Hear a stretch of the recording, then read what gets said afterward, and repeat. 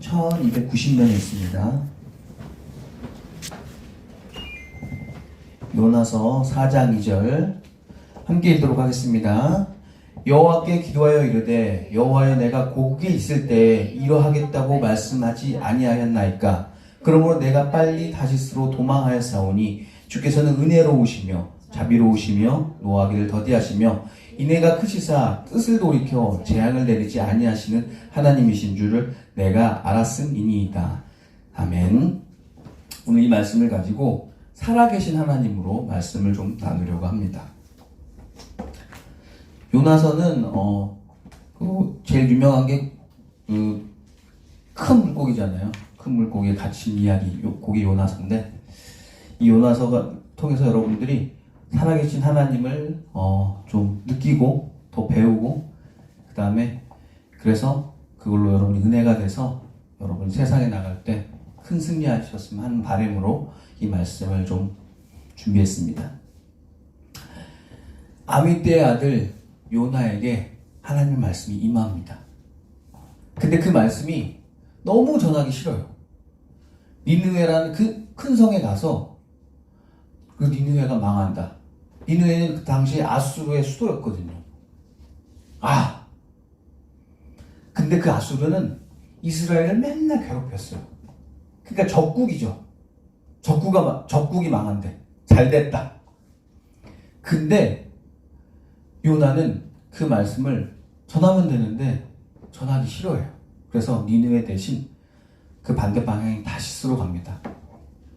다시스로 가는데 하나님이 깨어 있어져서 마치 여러분 그거 아시죠? 아버님들이 소파에 누워 있으면 리모컨을 꼭 쥐고 있잖아요. 눈은 감으셨는데 그럼 아들이나 딸들이 자기 보고 싶은 TV 채널이 있으니까 슬금슬금 가요. 슬금슬금 가는데 어떻게 합니까? 아빠가 그때 딱 한마디 하죠. 아빠 안 잔다. 아빠 안 잔다고 하면서 그 리모컨을 꼭 쥐고 계세요. 마치 그 하나님처럼 하나님이 분명히 내가 다시스로 도망가면 안 쫓아올 줄 알았는데 거기서 폭풍우를 예비하셔서 거기다 큰 물고기까지 예비하시고 도망가도 거기 계셔. 마치 소파에서 잠을 안 자는 아버지처럼 불면증이 있는지 뭔지 모르겠는데 그런 아버지처럼 리모컨을 꼭 쥐어주고 계신 아버지처럼 눈을 뜨고 계십니다.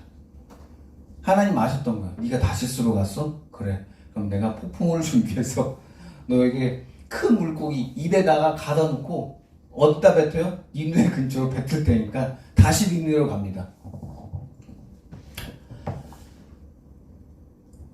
요나는 좀 살짝 열이 받았어요. 그리고 요나는 하나님 일을 해야 되는데 대충 합니다. 왜냐면 성경에서 이렇게 나와요. 니느웨는 큰 성을 이래요. 3일이 걸린대. 3일이 걷는데 3일이 걸린대요. 근데 요나는 하루만 일합니다. 하루 동안 돌아다니면서 너네 나라가 망한다. 회개하라. 이렇게 했는데 아니 거기가 되게 부흥지인가 봐요. 사람들이 바로 회개하는 거예요. 아니 회개 안 해도 되는데 회개를 하네? 왕부터 시작해서 신하까지 심지어 짐승들까지도 회개하는 거예요. 퍼포먼스가 장난이 아니에요. 이거 얘네들이 회개를 이렇게까지 할 줄 몰랐는데 이렇게 해버리는 거예요. 그러니까 요나가 더 열이 받았어요. 그래서 오늘 열이 받은 그 본문이 이거예요. 내가 이럴 줄 알고 하나님 내가 안 간다고 했잖아요. 하나님 나한테 왜 시켜요? 요나가 진짜 니느웨로 가기 싫었던 이유는 이 이유인 거예요. 요나가 정말 깡따구가 굉장히 있는 사람이에요. 담대한 사람이라고 하죠. 요나는 내가 니느웨에 가서 복음을 전한다고 해서 돌을 맞아 죽은 거? 그거 무서워하는 사람 아니에요. 왜냐면 요나가 그렇게 얘기하거든요. 1장에서 내가 갇혔을 때 사람들이 제비를 뽑았는데 누가 이 폭풍과 누구에게서 왔느냐라는 걸 제비를 뽑았을 때 요나가 나왔어요. 요나가 딱 그러는 거예요. 이거 나를 사랑하는 하나님이 내가 하나님을 안 하고 도망가서 지금 하나님이 나 때문에 폭풍을 일으킨 거다. 이렇게 이야기를 해요. 그리고 그러면서 뭐라 하냐? 나를 집어 던져라. 그러니까 나를 죽이라는 거예요. 요나는 담대한 사람이라 죽음에 대한 두려움이 없는 사람이에요. 내가 돌 맞아서 죽어도 난 상관없어. 왜? 그러면 니느웨는 멸망할 거니까. 근데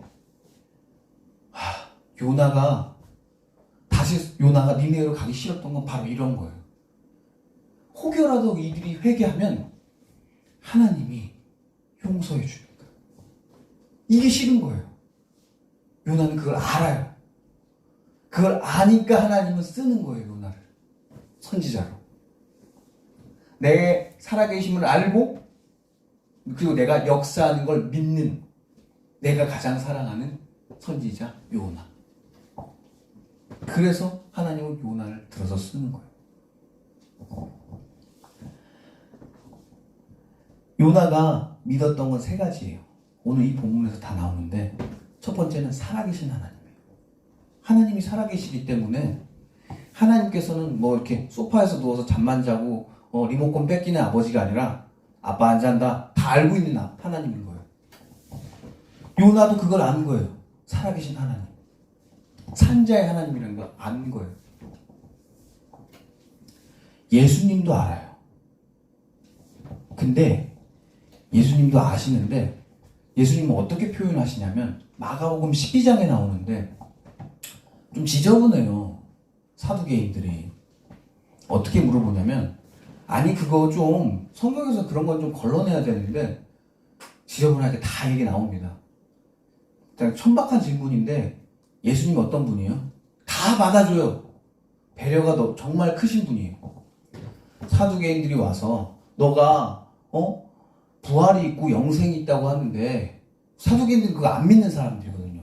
그게 어떻게 있을 수 있냐 하면서 질문하길 뭐냐면,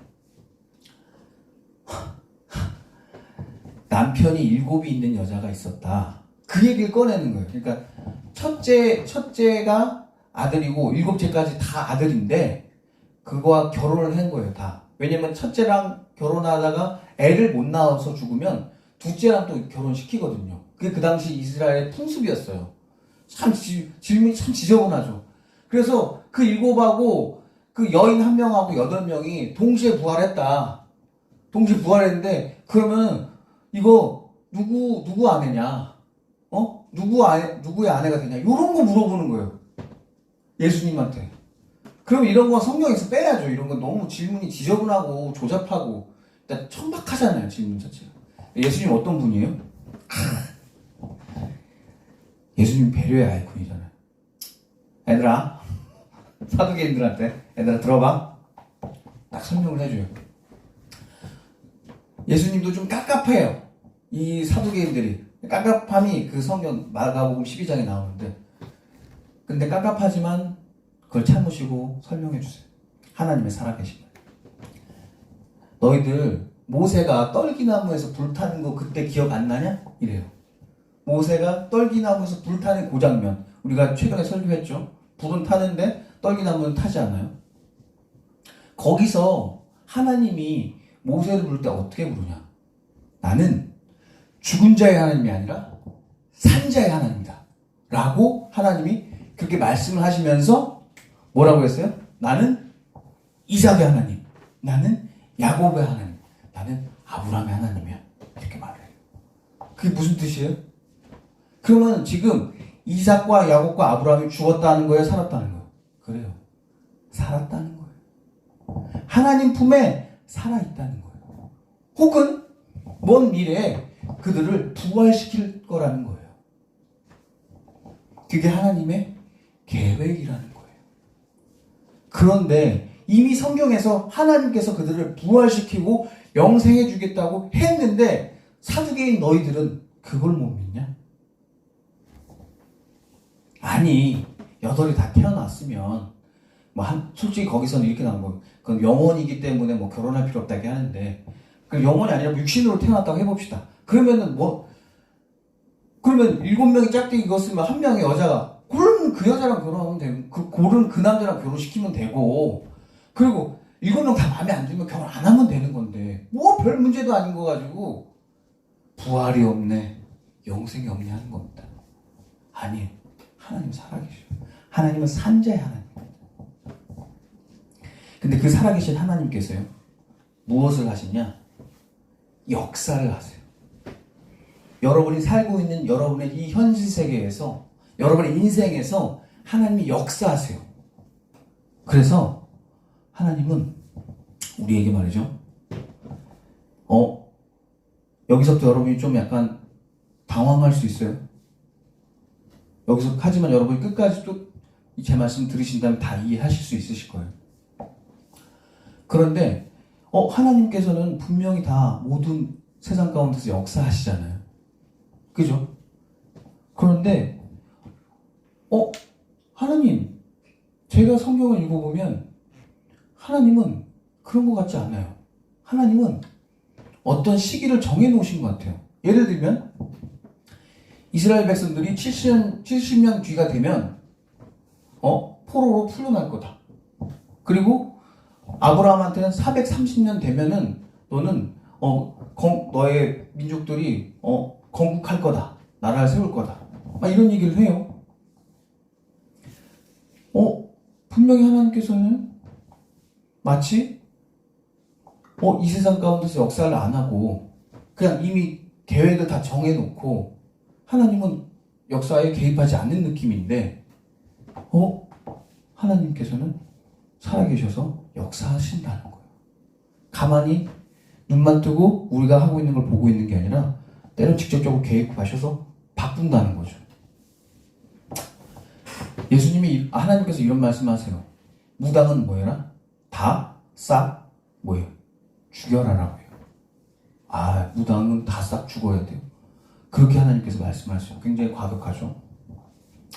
하나님이 왜 그렇게 말씀을 하시냐면 이유는 이겁니다. 무당들은 아직 미래를 볼 수 없어요. 충격적인 사실이죠. 무당들은 미래를 볼 수가 없어요. 그리고 하나님께서도 미래를 뭐 하지 않았어요? 정해놓지 않으셨어요. 그래서 여러분, 내일 어디 무당집 가려고 했던 집사님, 권사님들은 이제 가지 마세요. 갈 필요가 없습니다. 왜냐면 그들은 미래를 못 봅니다. 한 발 양보해서 그들이 하는 건 이겁니다. 그냥 그 사람들의 얼굴을 보고 그 사람들의 손금을 보고 손금을 봤더니 뭐 이게 긴 사람, 이게 짧은 사람은 뭐 돈이 많고 많더라. 그런 통계를 가지고 예측을 해주는 거지. 먼 미래에 여러분이 뭐 10년 뒤에 제가 언제쯤 뭐 부자가 될까요? 뭐 이런 거 그거 모른다는 거예요. 그리고 하나님도 그거를 뭐 했어요? 안 정해놨어요. 그럼 이제 그런 의문이 드는 거예요. 하나님 분명히 70년 뒤에 이스라엘 백성들 돌려보내주셨고 430년 뒤에 나라를 세운다고 하셨고 그 계획을 다 정해놨는데 그럼 하나님은 미래를 정해놓지 않았어요? 예, 정해놓지 않았어요. 우리가 성경 보면서 착각하는 게 뭐냐면 그거는 하나님께서 뭐 하시는 거예요? 약속하신 거예요. 약속과 미래를 정해놓은 것은 다른 거예요. 우리가 약속하잖아요. 내가 아내와 혹은 내가 아들과 혹은 내가 누군 다른 분들과 약속을 하죠. 너가 뭘 하면 내가 이거 해줄게. 약속을 하죠. 혹은 우리가 몇 시에 만나자라고 약속을 합니다. 그렇게 약속을 정하면 그때 만나죠. 근데 시간이 좀 더뎌서 못 만나거나 내가 좀 늦거나 그럴 수 있습니다. 혹은 천재지변이라면 아예 불가능하죠. 근데 하나님이 우리하고 약속하면 그 약속이 우리는 깰 수 있어도 하나님은 깰 수가 없어요. 왜요? 하나님은 신이라서 못 깨요. 다 하실 수 있어요. 신이기 때문에 다 하실 수 있는 겁니다. 그래서 마치 하나님이 70년이 되니까 그 계획을 마치 정해놓은 것처럼 역사를 정해놓은 것처럼 우리가 느껴지지만 하나님이 70년이 되니까 내가 약속한 시간이 됐네? 하나님 뭐 하시는 거예요? 개입하시는 거예요. 약속 시간을 정하시고 그 시간에 개입하시는 거예요. 즉 하나님께서는 살아계셔서 영향력을 행사하시는 거예요. 지금 니느웨가 심판받기로 확정시켜 놓은 게 아니에요. 하나님께서는 살아계셔서 심판할 수도 있지만 뭐 하는 거예요? 심판을 유보하는 거예요. 미루시는 거예요. 우리의 현실 역사에 하나님께서 적극적으로 개입하시는 거예요. 개입하시는 거예요. 왜냐면 하실 수 있으니까. 근데 우리가 인간된 입장에서 하나님을 보니까 하나님을 우리가 침략을 할 수 없잖아요. 어떻게 그러지? 하나님은 마치 계획을 다 정해서 그때 이거 하고 그때 이거 하고 다 정해놓은 것 같은데 하나님께서는 미래를 정해놓지 않고 그때그때마다 역사하는 걸로 하시는데 우리는 왜 그렇게 느껴지지? 왜 하나님께서는 왜 그때 시간 정해놓은 것 같지? 70년 되고 430년 되면은 나라를 만들어주고 그게 왜 그랬던 것 같지? 아, 하나님께서는 약속하시고 하나님이 행하시면은 다 되잖아요. 하나님이 약속해서 안 된 거 없어요. 성경에 다 돼요. 히스기야도 자기가 기도하니까 하나님한테 좀 하나님 저 좀 더 살고 싶어 하니까 15년 더 살게 해줘요. 히스기야 왕도. 솔로몬도 그 우상을 숭배하는 왕이었는데 하나님이 솔로몬을 그 자리에서 안 죽여요. 근데 진짜 그 솔로몬에게 나쁜 약속을 하죠. 솔로몬한테 네가 네 시대가 끝나면 내가 나라를 둘로 쪼갤 거야. 이거 화가 굉장히 많이 하셨어요. 근데 내가 너를 지금 당장 칠 수도 있고 죽일 수도 있지만 하지 않는 거는 내가 누구랑 약속했어? 내가 네 아버지 다윗이랑 내가 약속을 해서 내가 안 죽이는 거야. 지금 나라가 나를 안 쪼개는 거야.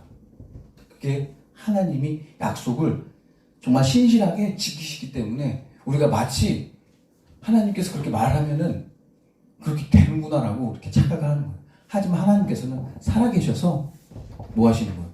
때로는 수정해 주세요. 이거 수정해 주잖아요. 이게 수정된 거예요, 지금. 원래는 이 니느웨는 소돔과 고모라처럼 싹 사라질 거였어요. 근데 니느웨 사람들이 뭐 했어요? 회개를 하버린 거예요. 그럼 뭐예요? 하나님은 약속의 하나님이니까 내가 회개하면 내가 용서하시는 하나님이기 때문에 그래 그러면 넘어가자. 봐줬다. 이렇게 하시는 거예요. 그리고 하나님이 왜 결과값을 정하지 않냐면 여러분 그래서 하나님이 무당을 그래서 굉장히 싫어하는 거예요. 무당은 결과값을 정해줘서 여러분들이 알려주나 여러분 뭐 5년 뒤에 대박 날 거다. 뭐 무슨 땅을 사면 여러분이 부유하게 될 거다. 이렇게 계속 얘기하잖아요. 무당들이. 하나님 그걸 너무 싫어요. 왜냐면 그렇게 하면 누가 일을 합니까? 누가 최선의 땀방울을 흘려요. 내가 공부를 하는데 내가 등수가 이미 정해져 있대. 나는 뭐 2등급이래. 나는 3등급이래. 그리고 난 꼴찌가 이미 정해졌대. 그러면 내가 하겠냐고요. 최선의 땀방울을 누가 흘립니까? 무당들은 그걸 뺏어가는 거예요. 하나님 보고 시에 너무 마귀 같은 거죠. 최선을 다해서 살아갈 그 땀방울을 무당들이 자꾸 뺏어가는 거예요. 그러니까 하나님께서는 참을 수 없는 거예요. 그래서 뭐예요? 무당과 박수무당은 뭐야? 죽여라. 이렇게 하시는 겁니다. 그렇다고 여러분도 지금 있는 무당을 뭐 쫓아가서 뭐 하지는 마세요. 그건 하나님이 알아서 하시겠죠. 그렇게 해서 하나님께서 이제 니느웨를 살려두십니다. 그런데 지금 가장 큰 문제가 생겼어요. 니느웨를 살려두니까. 무슨 가장 큰 문제가 생겼는지 아세요? 하나님한테 가장 큰 문제. 충격적이게도 요나가 삐졌어요. 이 요나가 삐졌어요, 지금. 하나님 마음이 안절부절해요, 그러니까. 그 크신 하나님께서 요나가 삐지니까 하나님이 고민하시는 거예요. 저 삐진 걸 어떻게 풀어주지? 아니, 그 크신 하나님께서 그 자그마한 그 인간 하나가 삐졌다고 하니까 안절부절 못하는 거예요. 저거 어떻게 저걸 어떻게, 저 아이의 그 상처받은 마음 어떻게 위로해줄까? 막 이렇게 고민하시는 거예요. 요나도 참 재밌는 캐릭터예요.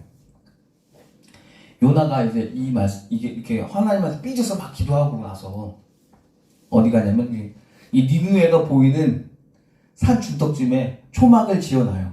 거기서 뭐 하냐면 혹시나 하나님께서 마음이 바뀌어서 소돔과 다시 한번 폭발을 시키지 않을까? 다시 일으키지 않을까? 싶어서 거기에다가 초막을 짓고 정말 거기 있어요. 진짜 괴팍한 사람이 이 사람도. 진짜 아수르가 정말 미운 사람이에요. 거기에다 초막을 짓고 구경을 하는 겁니다. 꼴보기 싫으니까. 근데 하나님 어떻게 하세요? 하나님 거기서 묘수가 발견. 묘수가 딱 찾은 거예요. 아, 얘 이렇게 하면 되겠다. 준비물은 박넝쿨, 벌레, 동풍바람. 요게 3개 준비물을 딱 하셨어요. 요나가 그 더운 그 산중턱에서 쳐다보고 있는 거야. 야, 이제 인간의 목표가 잃어버린 거예요. 그냥 만사 다 귀찮다. 나 이제 그냥 죽을랜다 하면서 그냥 니네를 바라보고 있는데 하나님이 박넝쿨을 딱 예비해 줬어. 자기를 가려줘. 여기 해를 딱 가려주니까 이거를 막 사랑해요. 박넝쿨. 야, 이 박넝쿨만한 게 없구나. 당시 뭐야, 에어컨 같은 느낌이니까 박넝쿨 밑에 있으니까 너무 시원한 거예요. 그래서 막 박넝쿨을 찬양하고 막 그래요. 그러다가 두 번째 준비물이에요. 벌레예요. 벌레로 그걸 먹게 만들어요. 다음날 일어났는데 박넝쿨이 없는 거야. 그러니까 뭘 했는지 요나가 차라리 날 죽여주십시오 하나님. 나 못 살겠습니다. 나 이대로는 못 살아요 하나님. 나 죽겠어요. 그러니까 근데 심지어 동풍바람이 부니까 동쪽에는 이제 사막에서 바람이 불어오니까 얼마나 덥겠어요. 덥하고 꿉꿉하고 그 바람이 부니까 더 더워 미칠 지경인 거예요. 사람 차라리 날 죽이십시오. 내가 지쳤습니다. 내가 일을 해야 될 목적도 모르겠어. 막 그렇게 기도했겠죠. 그러니까 하나님께서 그래서 그때 말씀하시는 거예요. 야, 너가 박넝쿨 하나도 이렇게 아끼는데 내가 니느웨에 있는 그 10만 명이나 되는 그 많은 사람들을 내가 아끼지 않겠느냐? 라고 딱 말씀하니까 그렇게 하고 요나서가 딱 끝나요. 그럼 딱 끝났다는 건 뭐예요? 요나의 삐짐도 끝난 거예요. 하나님의 사랑은요, 굉장히 크고 넓고 디테일해요. 너무 디테일해요. 그 요나 한 명에게 다 사랑이 맞춰졌어요. 그래서 저는 이 말씀을 준비하면서 문제 하나가 해결됐어요. 하나님은 왜, 제가 최근에도 설교했지만 황금송아지 있었잖아요. 그런 거 왜 되게 싫어할까? 지금 우리나라 말로 따지면은 뭐 천하대장군, 뭐 지하여장군 같은 그거잖아요. 나무떼기잖아요. 그 뭐 능력 없잖아요. 우리도 능력이 없는 걸 알고 있고 하나님도 능력이 없는 걸 알고 계시는데 하나님은 뭐예요? 그걸로 노발대발하죠. 막 화가 막 머리 끝까지 올라서 막 다 때려 부실 것처럼 사람들 죽여버릴 것처럼 십계명 첫 번에 딱 기록해놓고 그렇죠. 왜 그럴까? 우상이 뭔데? 그럼 하나님 이거 우상이라는 게 능력도 없고 힘도 없고 뭐 이거 입이 있어도 말도 못하고 아무것도 아니지 않습니까? 근데 왜 하나님 이거에 대해서 굉장히 싫어하십니까? 이게 해결이 되더라고요. 제가 아내가 있는데 제가 사랑하는 아내입니다. 근데 싸울 때가 있죠. 가끔 싸울 때가 있으면 제가 아내한테 바보 멍청이라고 막 놀립니다. 그럼 아내는 그 말에 더 화를 냅니다. 근데 아내는 반전이 있습니다. 현명하고요. 지혜롭습니다. 즉 바보나 멍청이가 아니에요. 똑똑한 여자예요. 그런데 왜 그러냐면 아내가 나를 사랑하니까, 나도 아내를 사랑하니까 그 말이 가짜고 그 말이 허구인 거 아는데도 둘이 서로 사랑하니까 그 말이 그 사람에게 어떤 상처가 되는 거예요. 하나님도 마찬가지입니다. 하나님도 우상, 능력 없는 거, 허구인 거, 가짜인 거 하나님 모르실까요? 다 알아요. 우리 인간들도 알아요. 그런데 그게 하나님을 열받게 만드는 건 그만큼 하나님이 여러분에게 큰 존재라는 거예요. 서로 사랑하는 존재라는 거예요. 그러니까 그런 말 하며 그거 우상을 섬기고 우상을 바라보면 하나님은 몸에서 화가 나는 거예요. 가짜인 거 아는데도. 하나님이 그만큼 여러분을 사랑하십니다. 하나님은요, 하나님을 믿는 자를 어마어마하게 사랑하세요. 요나는 그거 세 개를 아는 사람이에요. 첫 번째가 뭐라고요? 하나님은 살아계신 하나님. 소파에 누워있는 아버님을 생각하세요. 두 번째는 뭐예요?